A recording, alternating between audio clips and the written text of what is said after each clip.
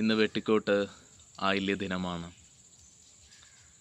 ആധ്യാത്മികതയിൽ, ഈ ഒരു കേരളത്തിൻ്റെ ആധ്യാത്മിക സംസ്കാരത്തിൽ നാഗാരാധനയ്ക്ക് നൽകുന്ന പ്രാധാന്യം വളരെ വലുതാണ്. നാം ഹഠയോഗയെക്കുറിച്ച് കേൾക്കും, രാജയോഗയെക്കുറിച്ച് കേൾക്കും, വിഭാസനയെക്കുറിച്ച് കേൾക്കും. ബുദ്ധൻ്റെയും കബീറിൻ്റെയും ഗുരുനാനാക്കിൻ്റെ എല്ലാം തിയറികളെ നമ്മൾ പഠിക്കാനും അനുകരിക്കാനും ശ്രമിക്കും. എന്നാൽ ഓരോ മണ്ണിനും അതിൻ്റെതായിട്ടുള്ളൊരു സ്പന്ദനമുണ്ട്, ഒരു റിഥമുണ്ട്. ആധുനിക യുഗത്തിൻ്റെ കണ്ടെത്തൽ എന്താണ്? എല്ലാം ഒരു വൈബ്രേഷനാണ്. ഒരു പർട്ടിക്കുലർ ശബ്ദത്തിൽ നിന്നുണ്ടാകുന്ന ഒരു വൈബ്രേഷൻ, അതിന് മാനിഫെസ്റ്റ് ആവുന്ന എനർജീസ് എന്നുള്ളത്.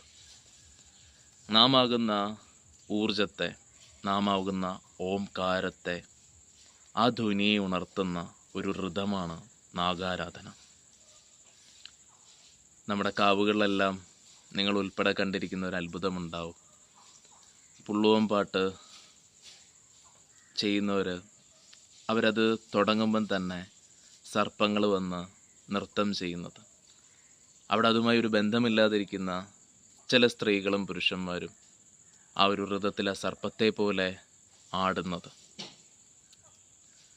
നമ്മുടെ ഉള്ളിലെ ചൈതന്യത്തെ ഉണർത്തുന്ന ഇട, പിങ്കള, സുഷുമ്ന എന്ന് പറയുന്ന നാഡീവ്യവസ്ഥകൾ യോജിച്ച് മൂലാധാരയിലിരിക്കുന്ന വീര്യത്തിൻ്റെ അതിനെ മാനിഫെസ്റ്റ് ചെയ്തൊരു ബിന്ദുവാക്കി, ചൈതന്യമാക്കി, പ്രാണനെ ഭ്രൂമധ്യത്തിലേക്ക് ലയിപ്പിച്ച് ധ്യാനം, ധാരണ, സമാധി എന്നുള്ളൊരവസ്ഥ, മോക്ഷത്തിൻ്റെ ഏറ്റവും ഉയർന്ന തട്ടാണ് ഈ നാഗാരാധന കൊണ്ട് നാം ചെയ്യുന്നത്.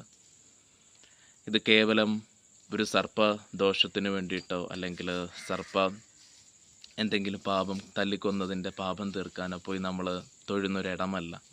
നാഗാരാധനയ്ക്ക് ഇടനാടിയിലും പിങ്കളയിലും സുഷുമ്നയിലും വളരെ സ്വാധീനം കൊടുക്കാൻ കഴിയുന്ന ആരാധന ക്രമീകരണമാണിത്.